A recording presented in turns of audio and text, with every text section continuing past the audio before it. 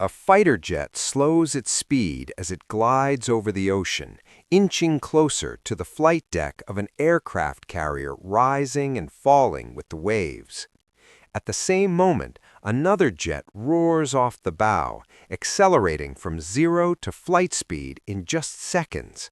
But what movies never show you is that beneath this deck lies a 100,000-ton warship, a floating city whose displacement rivals that of a skyscraper. From bow to stern, it stretches more than 330 meters.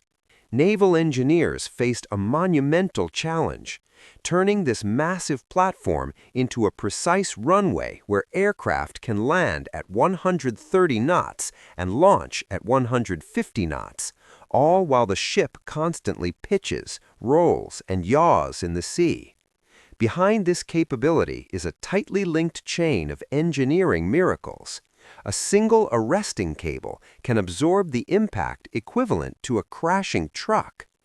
Beneath the deck, hydraulic systems instantly activate, and ballast tanks shift thousands of tons of seawater to keep the carrier stable.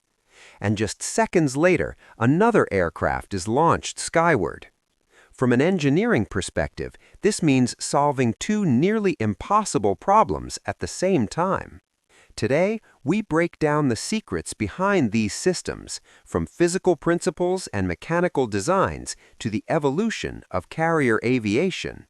The limits of a floating runway. A carrier's flight deck measures roughly 150 to 200 meters, about the length of 2 soccer fields. For most fighters, that distance is barely enough for takeoff or landing. But the real difficulty isn't the length, it's that everything is always moving. The deck shifts in 6 degrees of freedom as the ship rolls, pitches, and heaves. You might assume such a massive vessel barely reacts to waves, but when your landing target is the size of a tennis court, even a 2-degree tilt can cause a pilot to miss the landing point entirely. To counter this, carriers use active stabilization systems. Beneath the deck, huge ballast tanks hold thousands of tons of seawater. Pumps move water between the port and starboard sides and between bow and stern to counter aircraft weight changes, sea conditions, and dynamic loads. But even this system has limits. What truly made carrier aviation possible were two groundbreaking technological breakthroughs. So how did all of this begin? Before anyone imagined landing planes on a floating platform, early 20th century ships like the Royal Navy's HMS Hector launched tethered observation balloons for reconnaissance. World War I sparked rapid military innovation. Passenger vessels such as HMS Empress and HMS Riviera were converted into seaplane carriers. But planes of that era couldn't land on ships. They had to ditch in the sea and be hoisted aboard by crane. The true breakthrough came from a daring experiment. In 1911, pilot Eugene Ely landed a Curtiss pusher biplane on a ship's deck using only a few weighted ropes to slow down. His success was a milestone in naval aviation.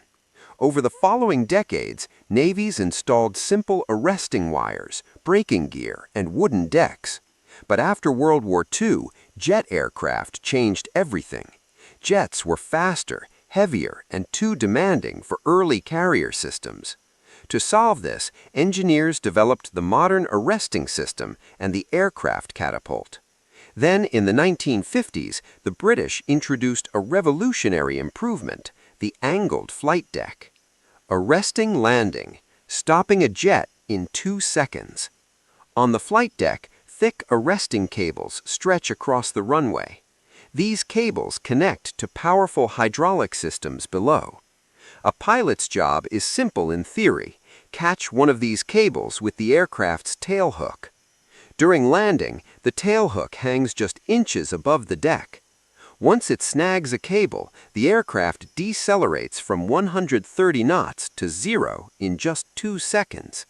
The arresting gear can withstand forces up to 120,000 pounds, about 540,000 newtons, the equivalent of stopping a fully loaded truck falling from a highway overpass. That energy doesn't disappear. It transfers through the arresting system into the deck and through the carrier's frame. The deck is not bolted on top of the ship. It is integrated into the hull's structure, supported by reinforced beams and equipment foundations extending 3 decks deep. These ships are built to withstand thousands of arrested landings over 50 years without structural fatigue. The cables themselves are made from high-strength steel and must be replaced every few hundred landings. A snapped cable at 120 knots would be catastrophic. Launching a jet, catapults, and wind. Landing is only half the operation. To maintain combat tempo, takeoff performance is just as critical. A fully loaded jet cannot take off under its own power from a 300-meter deck. So beneath the deck, massive piston-driven catapults accelerate aircraft from 0 to 150 knots in seconds. The principle is simple. Controlled explosive force drives a shuttle connected to the aircraft's launch bar. Modern U.S. carriers run on 2 nuclear reactors, each producing 140,000 shaft horsepower, 280,000 in total, to push 4 bronze propellers and achieve speeds over 30 knots. This high speed isn't just for maneuvering. Every knot of ship speed adds to the wind flowing across the deck. A loaded FA-18 needs about 30 knots of wind over the deck to launch safely. If natural wind is only 15 knots, the carrier simply accelerates to add the remaining 15 knots. In short, deck wind equals natural wind plus ship speed. Thanks to nuclear power, carriers can maintain high speeds for weeks without refueling. The angled flight deck, a simple, brilliant idea. For decades, carriers used straight decks, a design with a fatal flaw. If a landing aircraft failed to catch the cable, it would crash into parked jets ahead. Pilots had only 2 outcomes: stop successfully or crash. The British fixed this with a geometric solution: angle the landing area about 10 degrees off the ship's centerline. Now, if a pilot misses the cable, they can throttle up and fly off safely, an action known as a bolter. More importantly, angled decks allow simultaneous launch and recovery operations. Straight deck carriers could only launch or recover at one time. Angled decks let jets launch from the bow, while others land on the angled runway. The people behind the precision. Even the most advanced equipment relies on skilled crews. On the deck, personnel wear different colors indicating their roles. Yellow shirts are aircraft directors, guiding jets with hand signals. Green shirts operate catapults, arresting gear, and handle aircraft maintenance. Purple shirts, nicknamed grapes, manage aviation fuel.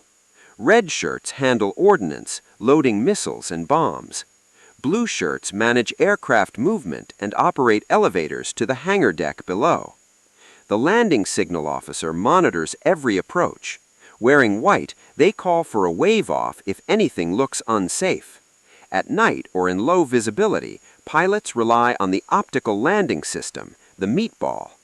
If the glowing ball is centered between green reference lights, the jet is on the correct glide path. Too high or too low triggers immediate correction. Meanwhile, the ship's bridge adjusts course and speed to maintain ideal wind conditions over the deck, typically 30 knots. Navigation officers choose headings that minimize roll and pitch, sometimes altering course by 20 degrees just to steady the deck. If the sea state exceeds safe limits, all flight operations stop. When the deck rises and falls 6 meters, even the best pilots cannot land safely. The harsh reality of carrier operations. Despite the engineering marvel, failures still happen. Weather, sudden gusts, towering waves, or mechanical failures. arresting gear malfunctions, catapult faults, blown tires, hydraulic failures.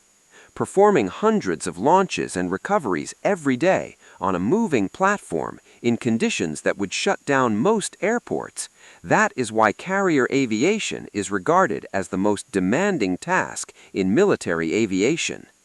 Thank you for watching Engineering the Past. Please leave your valuable comments and likes. We will talk again in the next video.